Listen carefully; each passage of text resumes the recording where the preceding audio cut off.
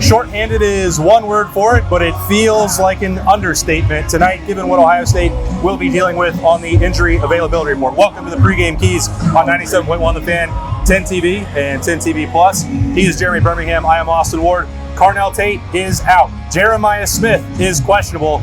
Those tend to go one way more than another, so Ohio State could be without not just its two best wide receivers, arguably the two best wide receivers in America.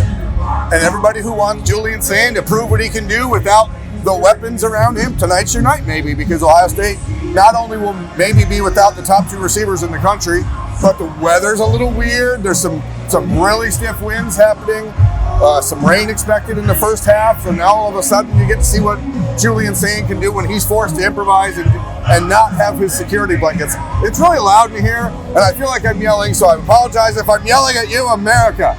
Well, I think America is probably yelling and wondering what exactly is going on with weapons that Ohio State will eventually need to win the national championship. We don't have any current update. Ryan Day shot down any availability or any talk of that about Carnell Tate throughout the week.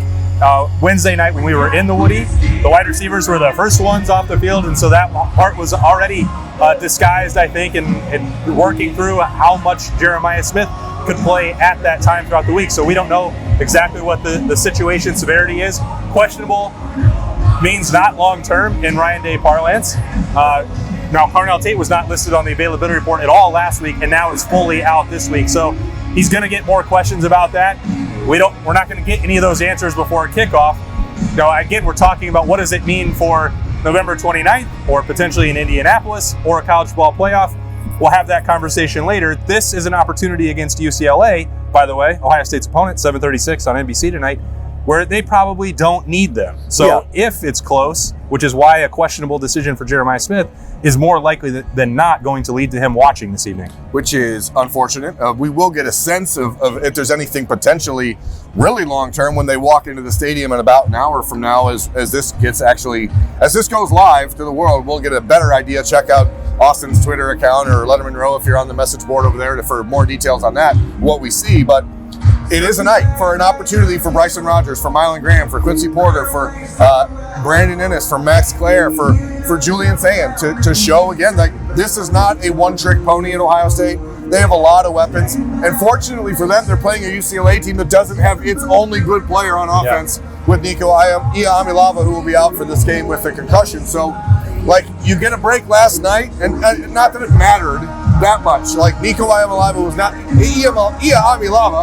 not going to beat Ohio State by himself, but now you have a first-time starting quarterback going against this Buckeye defense, and the injury report for the Buckeye defense does not indicate that there's a lot of guys missing on that side of the ball. So we'll see if there's load management, but the Buckeyes should be pretty close to full strength there. Yeah, it's not. There are no starters defensively that are listed on the availability report. They are going to be without Jarquez Carter. That is a new one at defensive tackle.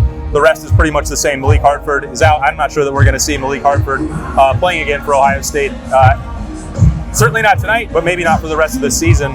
We'll see what transpires there. But you mentioned some of the other people that have an opportunity to step up for Ohio State. C.J. Donaldson is also questionable. So whether that is red zone usage, whether that is some of the versatility out of the backfield as a receiving threat, you're removing that. So James Peoples, Isaiah West, Bo Jackson, this is your opportunity. If this is a game where Ohio State, again, because if it gets wet, we know it's windy. It is a little bit warm for mid-November, which is a nice blessing.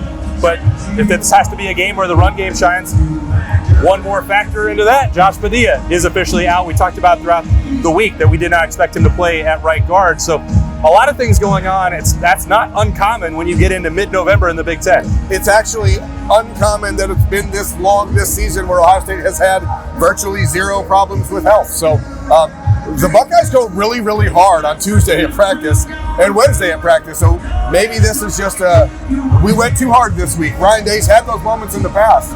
And I'm curious if there's going to be a dialing back of that when they get ready for Rutgers next week. But today you have to beat UCLA, and you're going to do that by taking advantage of the guys you have. That means potentially a really big night for the running backs, I think, especially for Bo Jackson and Isaiah West.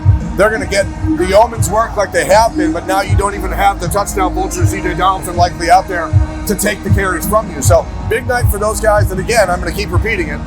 for anyone who thinks Julian Sayin is where he is in the Heisman race and the Heisman conversation because of Jeremiah Smith and Carnell Tate, tonight's Julian's opportunity to shut people up and say, I can do this with anybody. Yeah, to go back to what you mentioned about a Bloody Tuesday and Woody Wednesday, like Ohio State and Ryan, they have to practice that hard. If we're talking about Purdue in the terms of that turned into a glorified scrimmage, and you look at the way that the schedule has largely played out, Ohio State still has to play football. They still, even though they are unbeaten and number one in the country going into the last 3 weeks of the regular season, a lot of these are still new guys that they're trying to get ready for talent-equated postseason games or a rivalry game at the end of the month. And they can't just say, well, you got 37 snaps to go prove yourself on defense against Purdue. That's not enough. So I know that that's a difficult balancing act. And if that leads to some unexpected curveballs on Saturday, I mean, that's the cost of doing business. I know that sounds callous,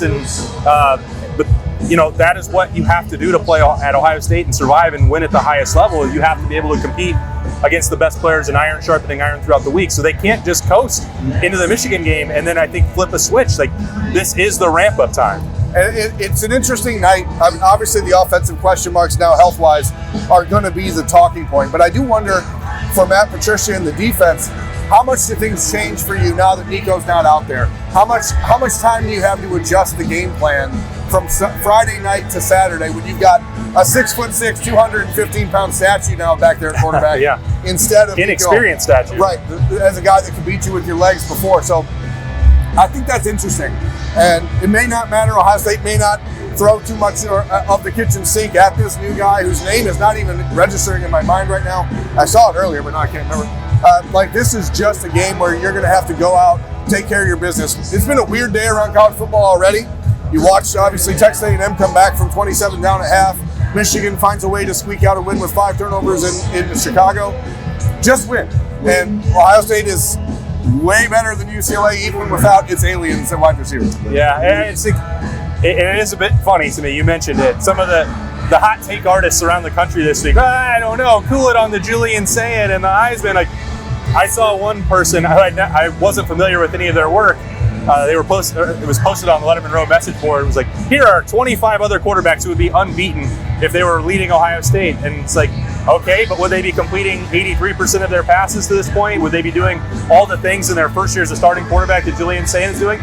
I personally don't think so, because I've watched every snap that Julian Sayin has taken, and it is incredible what he's done. And when he has not been throwing to Jeremiah Smith and Carnell Tate, it's still pretty darn good. Now, that's probably going to be his whole life tonight against UCLA, and maybe that will wake up some more people around the country. At least that would be my bold prediction now, is that conversation around Julian Sayin will have to change if he does it again tonight at 7:36 p.m. in the Horseshoe against UCLA, which I think he will. It should be a good night. Crowd was out there early. Tailgate was happening. It's super loud in here. I don't know why it's so loud. But you said you wanted juice in the stadium, Birm. Birm. Bringing juice, but it's just the music through the speakers. So we're excited for it. We hope you are too. If you're coming down to campus, get here early, because it's going to get wild. Yeah. Again, unseasonably warm, but it might get a little wet. It's definitely windy. We'll see how that impacts Ohio State. We'll see how these injuries impact the Buckeyes as they look to improve to 10-0. They are still nearly now 5 touchdown favorites to beat UCLA. We'll see what happens. Again, primetime on NBC when it's over. No matter what happens, we will have snap judgments right back here on 97.1 The Fan, their YouTube channel, 10TV, that YouTube channel, and 10TV Plus, and anywhere that you get podcasts for that. We'll also have the Notebook with some behind-the-scenes conversations with the Buckeyes. Looking forward to that. Looking forward to this game. Another opportunity, the penultimate home game in the Horseshoe. These are the Pregame Keys. He's Jeremy Birmingham. I'm Austin Ward. Hope you can hear us. We'll talk to you after the game.